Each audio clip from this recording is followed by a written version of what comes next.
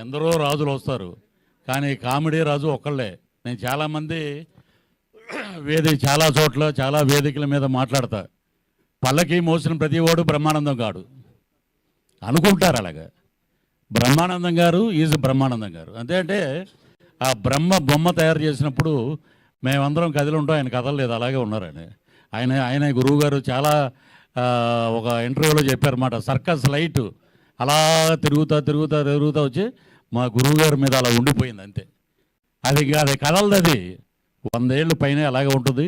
బ్రహ్మానందం గారి చరిత్ర గురించి చెప్పాలంటే అంత గొప్ప స్థాయి గల నటుడు కాదు నేను, కానీ వారు చేసినటువంటి పాత్రలు కానీ ఇవన్నీ ఒక ఎత్తు అయితే, మగుటం లేని మహారాజు ఏంటంటే నడవడిక, క్రమశిక్షణ, ఆయన ప్రవర్తన.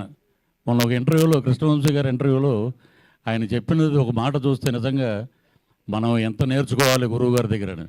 రాత్రి 8 తర్వాత నాకు హైదరాబాద్ ఎలా ఉంటుందో కూడా తెలియదు అన్నారు. అది కొన్ని కోట్ల మందికి స్ఫూర్తిదాయకం అయిపోయింది. ఎరా నిజమా? 8 తర్వాత సినిమా వాళ్ళందరూ వేరు, బ్రహ్మానందం గారు వేరు. అలాగే ఆయన మీద అసలు మచ్చలేని మహారాజు ఎవరైనా ఉన్నారంటే ఇండస్ట్రీలో, దట్ ఈజ్ బ్రహ్మానందం గారు. ఎన్నో ఇప్పుడు పద్మశ్రీలు కాదు, పద్మవిభూషణలు రావాలి కేంద్ర ప్రభుత్వం, ఇంకా అద్భుతంగా గుర్తించాలి. ప్రపంచంలో ఇప్పుడు ఒక విరాట్ కోహ్లీ సెంచరీ కొట్టినా, ఏదైనా రికార్డు చేసినా ఈ పలానా రికార్డు ఇన్ని రన్స్ కొట్టారని ఉంటుంది, కానీ బ్రహ్మానందం గారికి కూడా అలాంటి రికార్డులు చాలా ఉన్నాయి.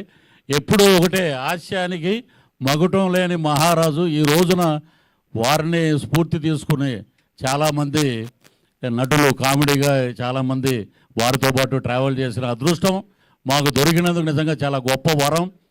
ఇక్కడే మా శ్రీనివాసరాజు గారు ఉన్నారు, ఈఓ గారు. ఇక్కడ మా డిప్యూటీ స్పీకర్ రఘురామకృష్ణరాజు గారు ఉన్నారు. తిరుమల వెంకటేశ్వర స్వామిని ఆద్యంతం భక్తి శ్రద్ధలతో మనఃపూర్వకంగా నేను బ్రహ్మానందాన్ని నేను అనే మాట లేకుండా అందరూ బాగుండాలి, అందులో నేను ఉండాలని పూజ చేసి మాట్లాడే ఆ భగవంతుడితోటి సన్నిధానంలో కూర్చుని ఆ ధ్యానం చేసే ఫోటో ఈరోజు వచ్చింది. అది గూగుల్లో ఆయన కూర్చుని మెడిటేషన్ చేస్తుంటే నిజంగా ఏంటంటే ప్రపంచంతో సంబంధం లేదు, మా ఇంట్లో ఏ దేవుళ్ళు ఉండరు, ఓన్లీ వెంకటేశ్వర స్వామి ఫోటో, నిలువెత్తు ఫోటో ఉంటుంది. అదే ఆయన మంచితనానికి మారు పేరుకి నిదర్శనం. ఇంకా చాలామంది స్టాండప్ కామెడీ అంటారు. 41 సంవత్సరం అయింది ఇప్పటికీ. దూరదర్శన్లో బస్సు టికెట్లదండి ఆయన చేసిన ఇది. మాకు అక్కడ తాడేపల్లిగూడెంలో విజయ టాకీస్ అనేవి ఉంది, అక్కడ రాజుగారు అని ఉంటారు స్టిల్ ఫోటోగ్రాఫరు. ఆయన ఇద్దరే వ్యక్తుల గురించి చెప్పారన్నమాట. ఇప్పటికీ నాకు గురువుగారిని చూడంగానే గుర్తొచ్చింది. ఒకటి పున్నమనగర్ రిలీజ్ అయినప్పుడు చిరంజీవి గారు పెద్ద స్టార్ అయిపోతాడు అంటే పక్కన వాళ్ళందరూ ఊరుకోరా నువ్వు అని అన్నారు. ఆయన మెగాస్టార్ అయిపోయాడు, ఊహించిన ఎత్తులో ఉన్నారు.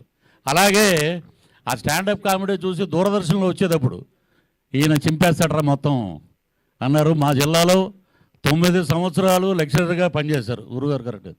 కాబట్టి మా పశ్చిమ గోదావరి జిల్లాలో ఉన్నారు కాబట్టి జిల్లాకి పెద్ద పేరు వచ్చింది. మా ఇంటికి 4వ ఇల్లు రేలంగి వెంకటరమయ్య గారు. అలాగే ఒక బ్రహ్మానందం గారు.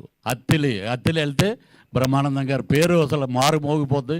అత్తిలని కాదు, ప్రపంచం మొత్తం ఎక్కడికి వెళ్ళినా, ఏ స్ట్రెస్ వచ్చినా, ఎటువంటి సమస్యలు వచ్చినా, ఏమైనా రాజకీయ నాయకులు కానీ, ముఖ్యమంత్రులు కానీ, దేశ ప్రధానులు కానీ, పివి నరసింహ గారు కూడా బ్రహ్మానందం గారు కామెడీ చూసి రిలాక్స్ అయ్యేవారంట. ఇంతకన్నా గొప్ప వరం ఇంకేం కావాలండి? డబ్బులు సంపాదించుకుంటాం అందరం, అది కాదు. మానవత్వపు విలువలు కాపాడిన ఒక నటుడు అన్ని రకాల పాత్రలు పోషించారు. ఆయన పాత్ర పోషించింది లేదు, అద్భుతం. ఒక డిక్షనరీ, ఒక పెదబాల శిక్ష బ్రహ్మానందం గారు. దాంట్లో ఒక పేజీ తిరగేసాం అంతే. ఎన్నో పేజీలు ఉన్నాయి, ఒక పేజీ తిరగంగానే మనం ఏదో పెద్ద అయిపోయామని ఉంటుంది. చాలా తప్పు. డౌన్ టు ఎర్త్ ఉండాలి. ఎప్పుడూ బ్రహ్మానందం గారిని ఫాలో అవుతూ ఆయన ఇంకా నిత్య యవ్వనవంతుడుగా 70 ఏళ్ళు కాదు 100 ఏళ్ళు పైచులకు ఇలాంటి పుట్టినరోజులు జరుపుకోవాలని మనస్ఫూర్తిగా కోరుకుంటూ, గురువుగారి సినిమాలో ఒక డైలాగు మేము అటు పొలిటికల్గా గాను మామూలుగా సినిమాల్లో కానీ చుట్టాలు కానీ ఎవరు వచ్చినా కూడా ఒకటి వాడేస్తుంటామండి. ప్రతిసారి దీని ఎంట్రీ ఏమిట్రా అనేది. అది చుట్టాలు వచ్చారనుకోండి ఇంటికి, గబగబా ఏమంటే పలానా తాడేపూర్ నుంచి మన వాళ్ళు వచ్చారంటే ప్రతిసారి ఈడేంటరీ ఏమిటరు అలాగా ప్రతి వాళ్ళు అలాగ దాన్ని అన్వయించుకుంటున్నారు. ఆయనతో